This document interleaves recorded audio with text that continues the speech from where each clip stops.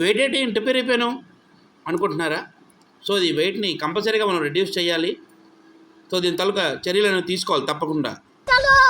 అవును, చలో. So morning అనేది వాకింగ్ అనేది స్టార్ట్ చేయాలి తప్పకుండా. సో వాకింగ్ సండే మార్నింగ్ అనేది ఆర్కే బీచ్ అనేది ఒక ఎంతూజియాస్టిక్ ఫీలింగ్ ప్రతి ఒక్కరికి కూడా. సో ఆర్కే బీచ్కి వెళ్ళడం అనేది జరిగింది. ఆర్కే బీచ్లో మనం వాకింగ్ చేస్తే చాలా ఆనందంగా ఉంటుంది. ప్రతిరోజు మనము ఏదో వేరేగా చేసినా, ఏ ఏరియాస్లో చేసినా సరే, సండే మార్నింగ్ మాత్రం ఆర్కే బీచ్లో చేస్తే ఆ థ్రిల్లే వేరు. ఎందుకంటే ఇక్కడంతా కూడా చాలామంది జాగర్స్ కానీ, సైక్లర్స్ కానీ, లేకపోతే మ్యూజిక్ లవర్స్ కానీ, వీళ్ళందరూ కూడా చాలామంది ఎక్కువగా ఇక్కడ కనిపిస్తుంటారు. ఇవన్నీ చూసి మనసు చాలా ప్రశాంతతగా ఉంటుంది. సాగర అలలు ఆ విధంగా తిరుగుతుంటే మనసు ఎంతో ఉవ్విర్లూరుతూ ఉంటుంది. దీంతో పాటుగా మనం నడుచుకుంటూ వెళ్తూ మనకి గమ్యం అనేది అస్సలు తెలియదు. సో నడుచుకొని ఎంత దూరమైనా వెళ్ళిపోతాం.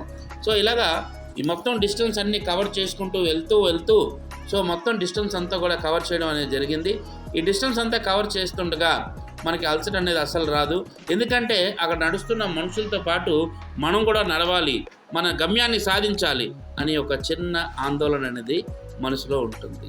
సో దీంతో పాటుగా నడుస్తూ ప్రకృతిని ఆస్వాదిస్తూ నడుచుకుంటూ వెళ్తే ఇక్కడ చాలామంది ఎంతో చక్కగా ఫొటోస్ అనేవి తీసుకుంటున్నారు. ఓల్డ్ ఏజ్ వాళ్ళు అయినా సరే, సైక్లిస్ట్, అదేవిధంగా వీళ్ళందరినీ చూసి చాలా సంతోషం కలిగింది.